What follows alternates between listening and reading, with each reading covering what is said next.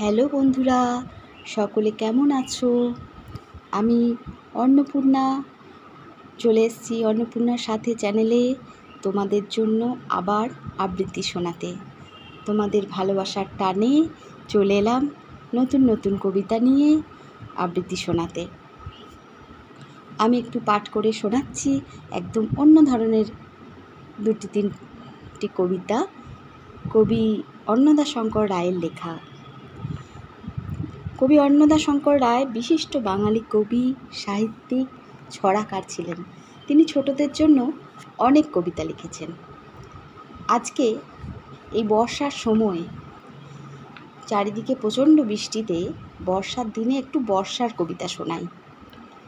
একটি বাচ্চাদের কবিতা, ছোটদের কবিতা, কবি অন্নদাশঙ্কর রায়ের লেখা।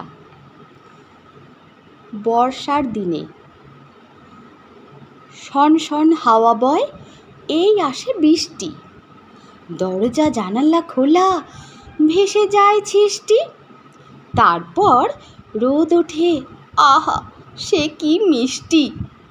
আবার ঘনায় মেঘ, জোর আসে বৃষ্টি, ঝাপসা দেখায় সব যত দূর দৃষ্টি।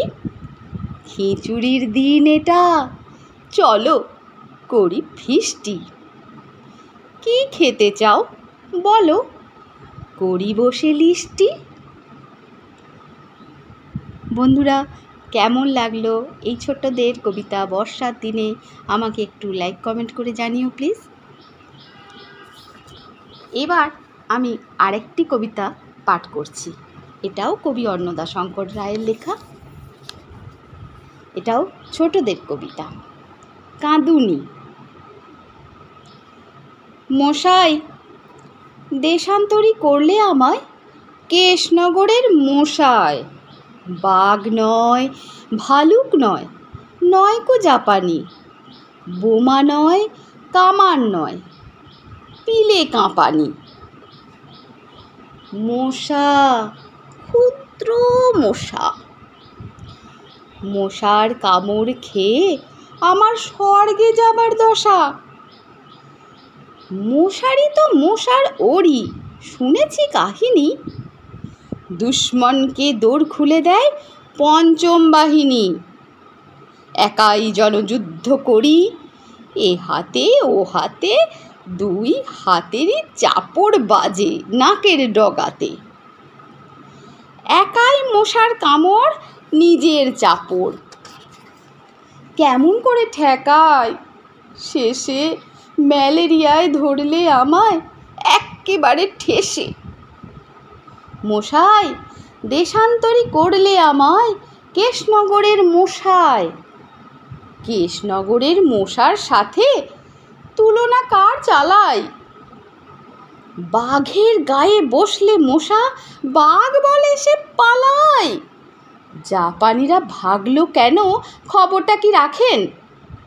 কেশনগরের মশার মামা ইম্ফলেতে থাকেন।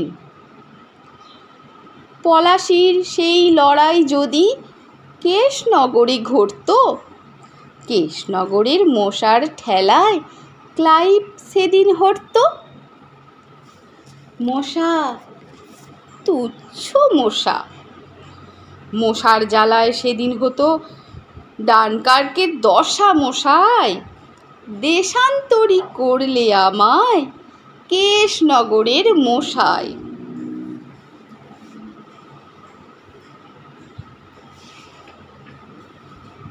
বন্ধুরা, এই কবিতাটিও কেমন লাগলো আমাকে একটু কমেন্টে জানাবেন প্লিজ।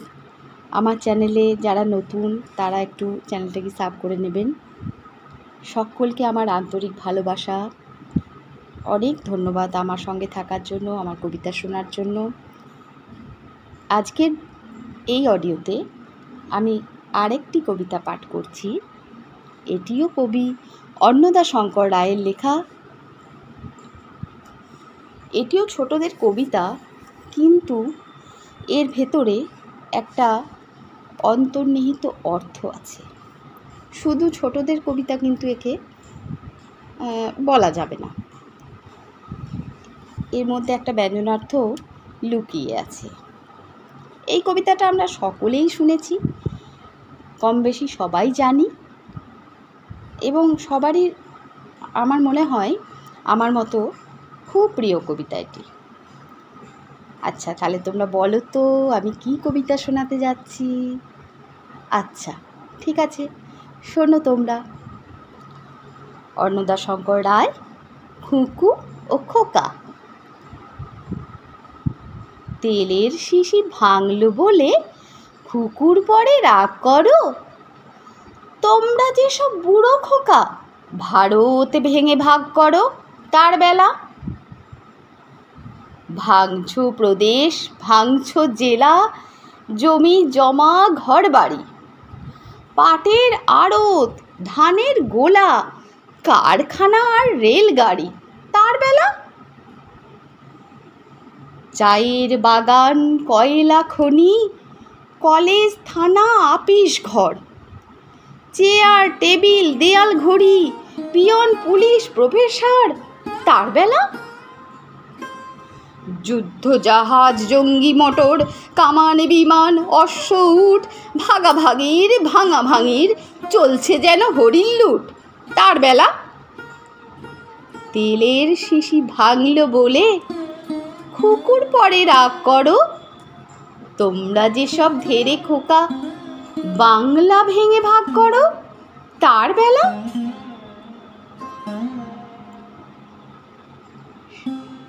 সত্যি বন্ধুরা, ছোট্ট শিশুরা খেলতে খেলতে অনেক কিছু ভেঙে ফেলে। তার জন্য আমরা হয়তো তাদেরকে বকুনি দিই, তাদেরকে শেখাতে যাই, রাগ করি তাদের উপর, কিন্তু বড়দের মধ্যে যে ভাগাভাগি হানাহানি ভাঙাভাঙি চলছে সেগুলো কি আমরা একটুও খেয়াল করি?